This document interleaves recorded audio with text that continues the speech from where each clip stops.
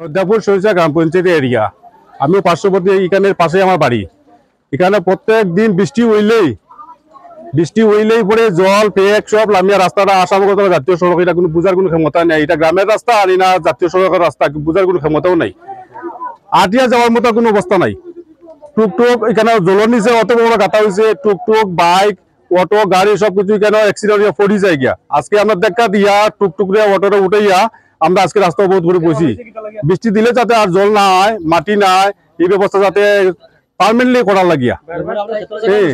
এদিকে নালা বন্ধ হইয়া গিয়াসারিয়া পুকুর জমিন ক্ষেতর জায়গা সবকিছু নষ্ট, ক্ষেত করা যান না।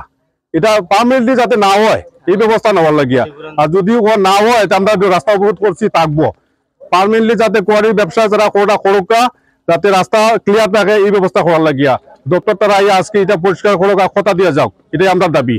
তার কোনোদিন যাতে পেয়া খাইতো না আর এইভাবে রাস্তাটা ব্লক হইতো না। দপ্তর তারা আইছে কিন্তু তারা সাময়িক কথা দিয়ে যাতে পরিষ্কার করিয়া দিব। এরপরে আমরা কোনদিন এইভাবে হইতো না। আজকে করিয়া দিব, কালকে বৃষ্টি দিলে আবার মাটি আইব, আবার কালকে আবার তারা করবো না, আমরা আবার রাস্তা অবরোধ করবো নি। আমরা তো একটা সময়ের দাম আছে, হাজিরা আছে, আমরা সবকিছু কাজ কর্ম গাড়ি ঘোড়া বন্ধ করে অবরোধ করছি। শুধু ওই জায়গাটা রাস্তাটা আসাম